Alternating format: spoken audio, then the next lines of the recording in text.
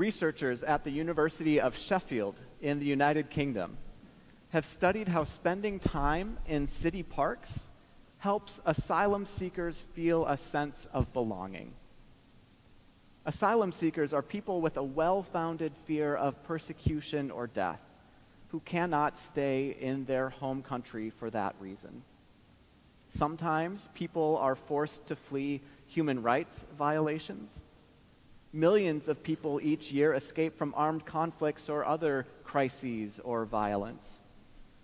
Some no longer feel safe and are targeted because of who they are or what they do or believe, for their ethnicity, religion, gender, sexuality, or political opinions. Asylum seekers are those who flee their home countries and arrive elsewhere eager to make their case that they were unsafe in their homeland and could not safely return. Upon their arrival in a new country, many asylum seekers try to remain invisible, staying indoors for fear of attracting the wrong sort of attention. Often they describe feeling lost, confused, or lonely because they've lost the support networks that most of us take for granted: their communities, colleagues, relatives, and friends. Prevented from working or studying, asylum seekers often find their daily lives monotonous and meaningless. The legal process often drags on for months or years, and uncertainty about the future creates anxiety and distress.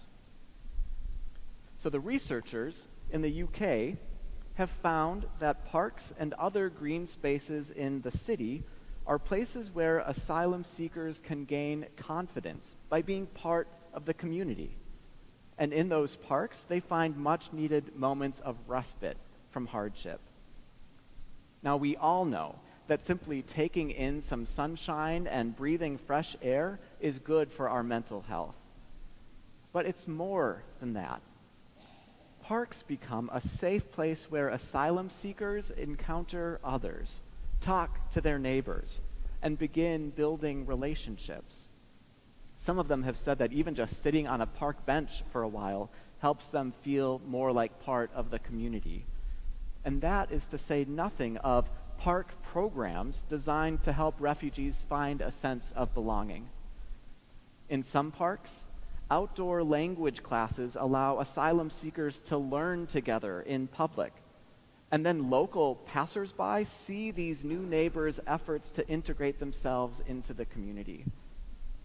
In one city, groups of college students and refugees explore the local parks and surrounding countryside together, and often new friendships emerge in the process. Other cities have created gardening projects that allow refugees and local residents to get their hands dirty together. At the end of the day, it's all about belonging. All of us, citizens and asylum seekers alike, just want to know we belong. The story of Mary and Martha is familiar to many of us. Jesus is traveling, and in a particular village, he stops and is welcomed into Martha's home. Martha busies herself with preparing a meal, while her sister, Mary, sits at Jesus' feet, listening to his teachings. Martha gets frustrated that Mary isn't helping with the cooking and tries to get Jesus to take her side and send Mary into the kitchen. But Jesus scolds Martha and tells her to leave Mary alone. Most of us can relate to Martha's frustration, whether it's doing all the cooking and housework or a situation in the workplace where it feels like you're doing more than everyone else. We've all had that experience of feeling like we've been stuck with all the work while everyone else just seems to be hanging around. We've all been there. But I don't think it's just that Martha is upset she's stuck doing all the work. I think there's more to it than that. Even more so than in our own time, in Jesus' day, the work of preparing a meal was women's work. A woman's place in those days really was in the kitchen. A place where a woman did not belong, out in the other room, learning from Jesus. The social codes and boundaries were clear and inflexible. A woman was not to sit in a man's place at the feet of a teacher. I wonder if part of what's going on in this story is that Martha resents that Mary has stepped out of her place, and she's trying to enforce the rules, accusing Mary of crossing a boundary and insisting that she get back in her place. Martha knows Mary is acting inappropriately and wants her to get back in line. Martha's message to Mary is clear. You don't belong there. How does Jesus respond? He sides with Mary, who has broken the rules and dares to sit at his feet, the one who insists that's where she belongs. Jesus says, she has chosen the better part. He doesn't play by the rules of social convention and refuses to be constrained by the boundaries humans have put in place. Instead, he makes sure Mary knows she does belong. It doesn't matter what society says. She is in the right place. He uses this situation to express contempt for a system that lifts some up and puts others down, creates insiders and outsiders, and tells whole groups of people, you don't belong. As we've been preparing to welcome an asylum-seeking family to our newly renovated Room 99 apartment, Rachel Uthman from the International Association for Refugees led a Sunday forum at Gloria Day last November, in which she described what it means to be an asylum seeker and ways we can be in authentic, caring relationships with our Room 99 guests. We recorded that forum, and I'll include a link to it with my sermon manuscript later today. It's worth going back to watch that forum in its entirety.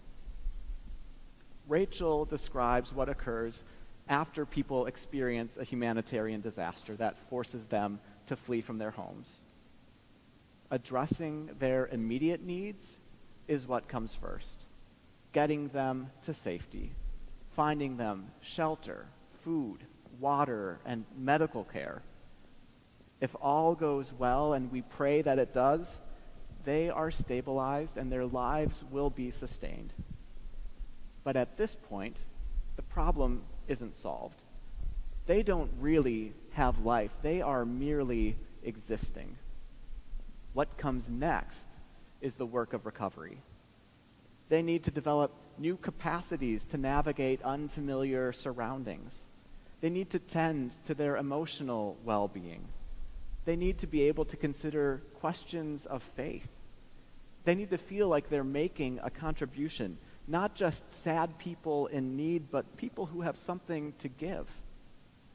But as asylum seekers arrive in a new place and attempt to recover from the trauma they have experienced, the single most important thing they need, the most critical thing, is a sense of community. They need to be invited into a space where people know them. They need to be welcomed and treated like human beings. As Rachel said at that forum, asylum seekers need someone to look them in the eyeballs and say, you belong. If you've perused the announcements in your bulletin today, you've already read that we will be welcoming our first family of asylum seekers any day now to live in our newly renovated Room 99. Dad, Luis, Mom, Stephanie, and their 7-year-old son, Sebastian, from Peru. As they get settled, we are first committed to respecting their privacy. After that, we will follow their lead, extending the invitation to be in community as they feel ready to receive it. We are committed to the work of recovery that helps asylum seekers move beyond merely existing in a new place to becoming an integral part of a community, who have opportunities to contribute their gifts and feel truly alive.